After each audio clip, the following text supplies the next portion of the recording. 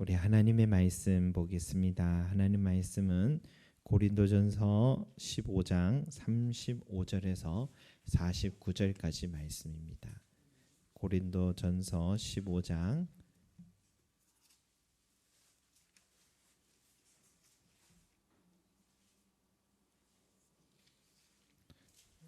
35절에서 49절까지 말씀입니다.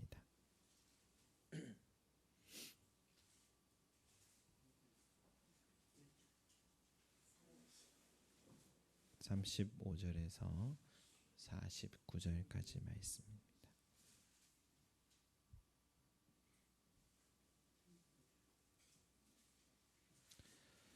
제가 한 절, 여러분 한 절 서로 교독하겠습니다. 누가 묻기를 죽은 자들이 어떻게 다시 살아나며 어떠한 몸으로 오느냐 하리니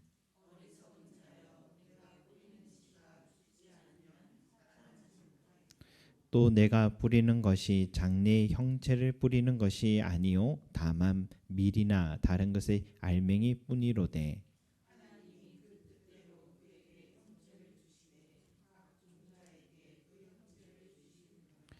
육체는 다 같은 육체가 아니니 하나는 사람의 육체요 하나는 짐승의 육체요 하나는 새의 육체요 하나는 물고기의 육체라.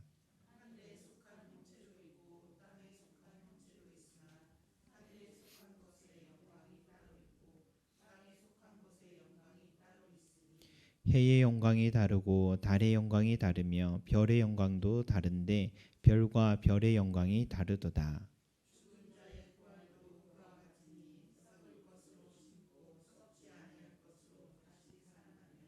욕된 것으로 심고 영광스러운 것으로 다시 살아나며 약한 것으로 심고 강한 것으로 다시 살아나며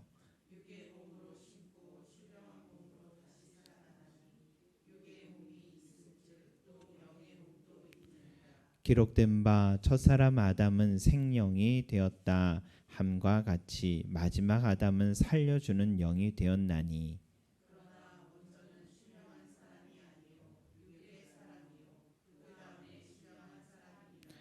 첫 사람은 땅에서 났으니 흙에 속한 자이거니와 둘째 사람은 하늘에서 나셨느니라.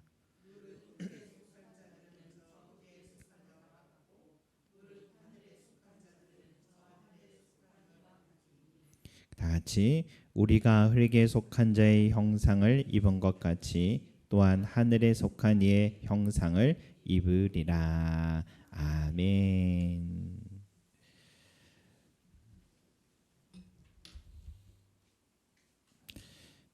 우리 5일 동안 고난 주간을 또 함께 또 피곤한 몸이지만 또 하나님께 나와서 주의 고난과 또 죽으심과 부활을 묵상하고 동참하신 우리 모든 성도들에게 하나님의 은혜가 넘쳐나기를 소망합니다. 그리고 또 아침마다 기도 순서를 또 그리고 또 반주로 이렇게 섬겨주신 우리 성도들에게도 함께 해주시기를 소망합니다. 여러분 우리 고린도 교회 사람들 중에요 특히 이성적인 사람들 어쩌면 믿지 않는 대부분의 사람들은요 이 바울이 죽은 자의 부활 얘기하니까 그것도 몸으로 부활한다고 얘기하니까 이렇게 질문을 하는 거죠. 우리 35절처럼 누가 묻기를 죽은 자들이 어떻게 다시 살아나며 어떠한 몸으로 오느냐라고 그렇게 질문을 하는 것입니다. 여러분 그들이 믿음이 없어서가 아니라 믿고 싶은데도 이런 이야기가 믿어지지 않는 이야기 같아 그렇게 질문한 것입니다. 자연의 법칙을 믿는 사람들이라면 누구나 사람이 죽으면 흙으로 돌아간다는 걸 압니다. 요즘은 매장보다도 오히려 화장을 많이 해서 살은 이미 태워 없어졌고 뼈 조각만 남았는데 그것도 가루로 만들어서 뿌려주거나 항아리에 담아 보관도 합니다.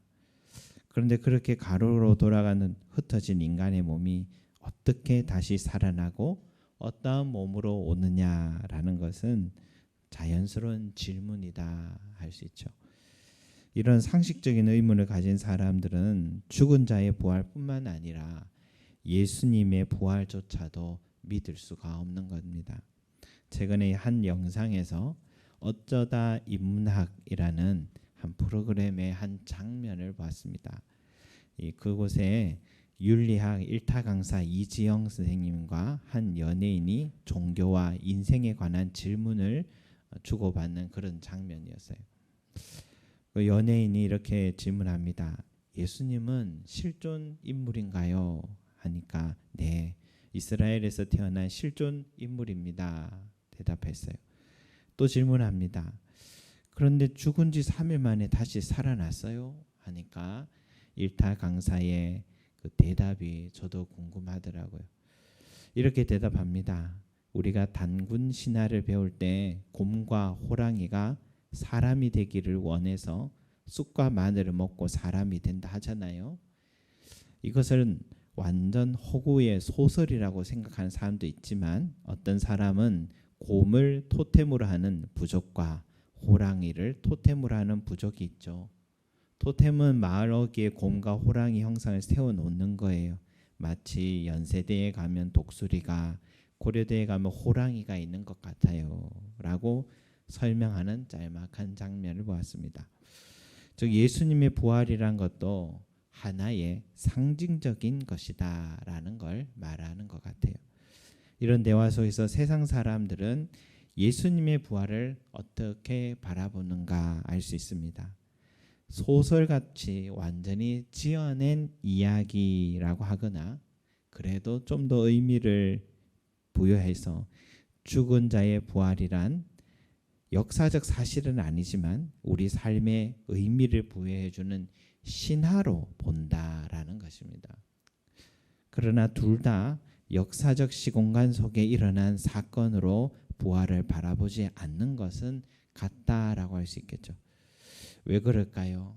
우리 인간의 이성으로는 현실적으로 봐서는 죽은 자의 부활이란 도저히 불가능한 일이기 때문입니다. 누가 묻기를 죽은 자들이 어떻게 다시 살아나며 어떠한 몸으로 오느냐라고 묻는 것과 같은 것이죠. 그런데 이성을 가진 사람이라면, 자연의 법칙을 아는 사람이라면, 믿는 사람이라면 너무도 당연한 질문인데, 그런데 바울은 이런 질문을 하는 사람을 향하여서 어리석은 자여라면서 단호한 목소리로 꾸짖고 있습니다. 어리석은 자여라고요. 여러분, 우리가 누군가에게 어리석은 자여라고 말할 때는 언제입니까? 아무리 가르쳐도 못 알아듣는 사람에게 어리석은 자여라고 하지 않습니다. 하나는 아는데 둘은 모르는 사람에게 어리석은 자여라고 하죠. 그래서 조금 더 설명해 주면 알아들을 만한 사람에게 어리석은 자여라고 하죠. 바울은 이렇게 질문한 사람들에게 어리석은 자여라고 말하지만 그들에게 죽은 자의 부활을 구체적으로 설명해 주기 위해서 이렇게 말했다 생각합니다.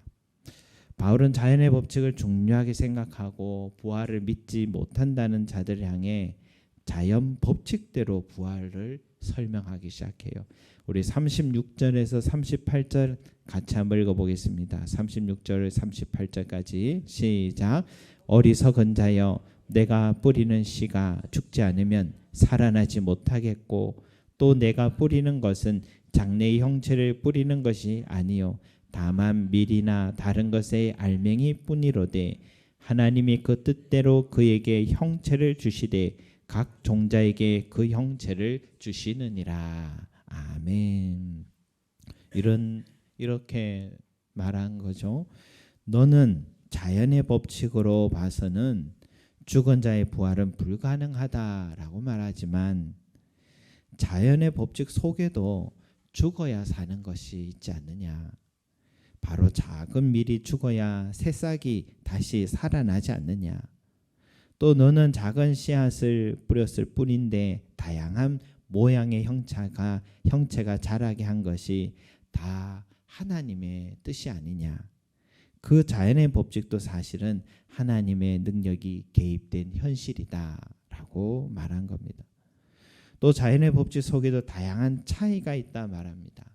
사람의 육체가 있고 짐승의 육체가 있고 새의 육체가 있고 물고기의 육체가 있다. 이처럼 자연 속에도 차이를 갖고 있다라고 말하고서는 이제 더 깊은 세계로 인도하고 있습니다. 40절을 같이 읽어보겠습니다. 시작. 하늘에 속한 형체도 있고 땅에 속한 형체도 있으나 하늘에 속한 것의 영광이 따로 있고 땅에 속한 것의 영광이 따로 있으니. 하늘에 속한 형체가 인간이라면 다른 피조물의 형체들은 땅에 속한 것이다 라고 말하는 겁니다. 그러니 인간이 몸이 죽었다가 다시 살아나는 것과 씨앗이 땅에서 죽어야 싹이 나는 원리는 같으면서도 영광의 원리에 있어서는 하늘에 속한 것과 땅에 속한 것이 분명한 차이를 갖고 있다라는 것입니다. 작은 씨앗을 심고 그 씨앗이 죽으면 새싹이 나는 자연의 법칙을 이용해서 바울은 지금 죽은 자의 부활의 자연의 법칙과 같다 말한 거죠. 42절에서 44절 같이 읽겠습니다. 시작. 죽은 자의 부활도 그와 같으니 썩을 것으로 심고 썩지 아니할 것으로 다시 살아나며 욕된 것으로 심고 영광스러운 것으로 다시 살아나며 약한 것으로 심고 강한 것으로 다시 살아나며 육의 몸으로 심고 신령한 몸으로 다시 살아나며 육의 몸이 있은즉 또 영의 몸이 있느니라. 아멘. 여러분, 저와 여러분에게도 누군가가 아까 전에 그 연예인이 윤리 강사에게 물었던 것처럼 어떻게 3일 만에 다시 살아날 수 있습니까? 라고, 또 어떻게 죽은 자가 다시 살아날 수 있습니까?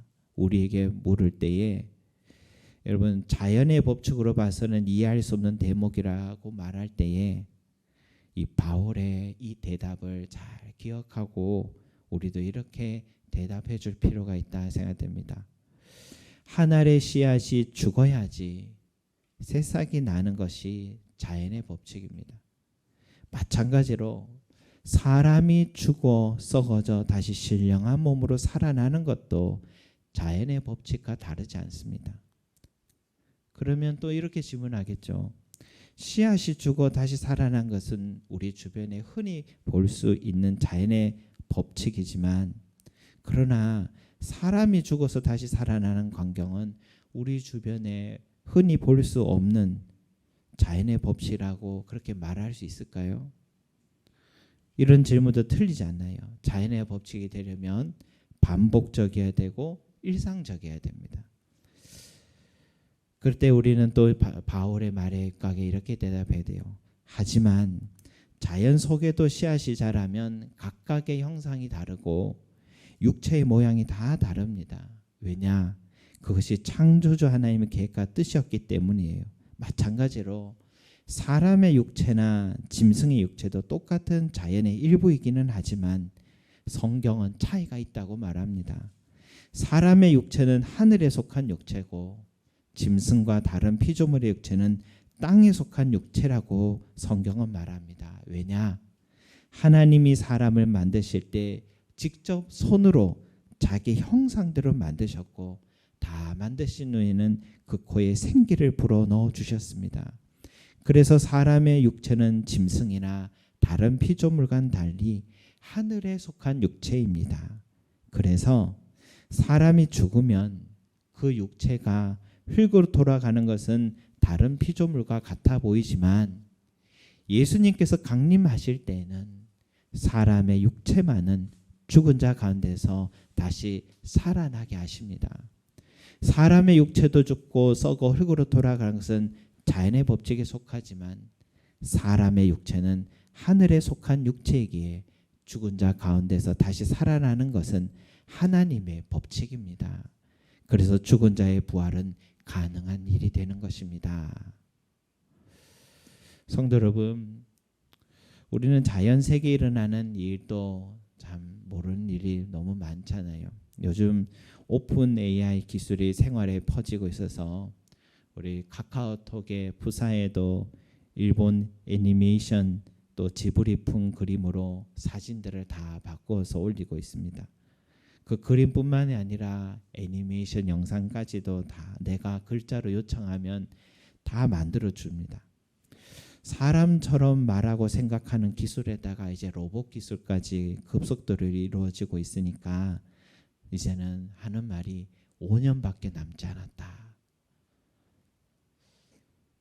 아마 우리 사람이 역할들이 5년밖에 남지 않았다, 이런 무서운 경고같이 느껴졌습니다. 제가 예전에 학교 다닐 때만 해도요, 당시의 기술을 철학자, 윤리학자, 신학자들이 옳고 그름을 진단했습니다. 근데 지금은 인문학자들이요, 신기술을 이해하지 못해서 옳고 그름을 판단조차 못합니다. 누군가 이제 좀 이해했다 하면 벌써 또 새로운 신기술이 나와서 이미 늦은 상태였습니다. 지금 세상의 지식도 우리 모릅니다. 따라갈 수 없어요.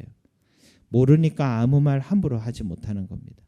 여러분, 보이는 이 자연의 세계, 이 세상의 지식 앞에서도 우리는 모른다라고 겸손해하는데 어떻게 보이지 않는 영의 지식까지 쉽게 옳고 그름을 판단할 수 있겠습니까? 영의 세계는 영이신 성령님만이 우리에게 가르쳐 줄 수 있는 영역입니다. 성령께서 우리에게 가르쳐 주신 것이 바로 성경인 겁니다. 이 성경은 우리에게 죽은 자 가운데서 다시 살아날 수 있다라고 말씀해 주고 있어요. 우리의 육체는 하늘에 속한 신령한 육체라고 말해주고 있습니다. 이러한 진리 앞에서 우리는 내 이성의 잣대로 판단하지 말고 겸허하게 귀 기울이고 믿음으로 나아가는 그런 저와 여러분이 되시기를 소망합니다. 그런데 여러분, 죽은 자의 부활이 누구에게는 영광이 될 수 있고 누구에게는 끔찍한 일이 될 수도 있습니다. 주님이 강림하실 때 모든 사람들이 죽은 자 가운데서 다시 살아난다고 할 때는 의인도 살아나고 죄인도 악인도 다시 살아난다는 겁니다. 여러분, 아무렴 다시 살아난다면 우리가 영광스러운 부활이 되어야 되지 않겠습니까? 심판을 받기 위해 다시 살아난다면 그것보다 더 안타까운 일은 없을 것입니다. 우리는 심판이 아니라 의의 면류관을 씌워주시는 영광스러운 부활을 맞이해야 될 것입니다. 그러면 여러분, 영광스러운 부활이란 어떻게 가능한가? 우리 45절 말씀 같이 읽겠습니다. 시작. 기록된 바 첫사람 아담은 생명이 되었다 함과 같이 마지막 아담은 살려주는 영이 되었나니. 47절도요. 첫사람은 땅에서 났으니 흙에 속한 자이거니와 둘째 사람은 하늘에서 나셨느니라. 아멘. 첫사람 아담이 있고 마지막 아담이 있다 했어요.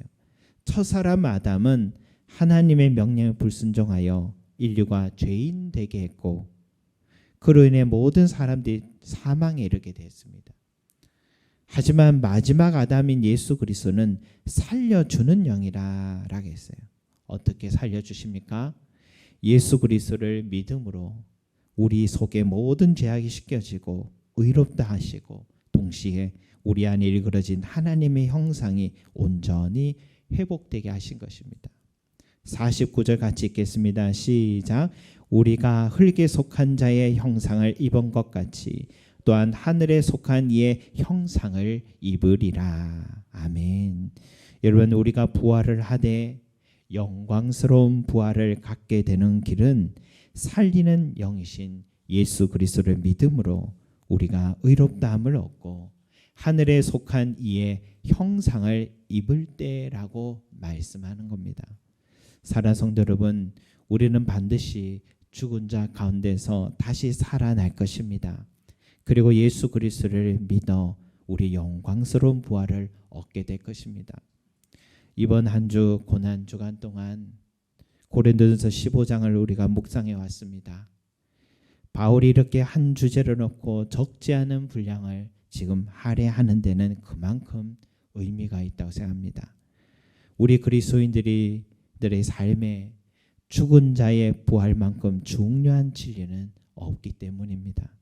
고린도 교회 성도들 가운데 믿지 못한 자들 한 사람이라도 이 부활의 진리를 다시 믿고 소망 가운데 살아가기를 바울은 간절히 원했습니다.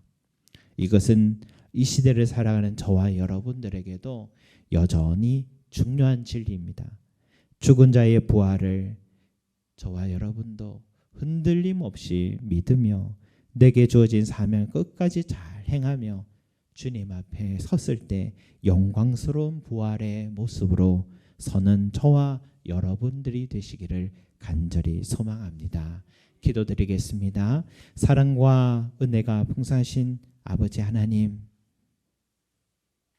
저 자연의 법칙과 같이 우리도 씨앗이 죽어야 다시 새싹이 나듯이 우리의 이 육체도 죽어야 다시 살아나는 것은 자연의 법칙과 같은 것이다. 그러나 우리의 육체는 저 다른 피조물과는 달리 하늘에 속한 육체이기에 우리 하나님께서 하나님 형상을 입혀주시고 다시 살아나게 하신다라고 우리에게 가르쳐 주셨습니다. 주여, 이 진리를 믿게 하여 주시고 누군가 우리에게 의심의 말을 할 때마다 우리도 담대하게 전해줄 수 있는 지혜와 확신과 믿음을 주님 우리도 가지게 하여 주시옵소서.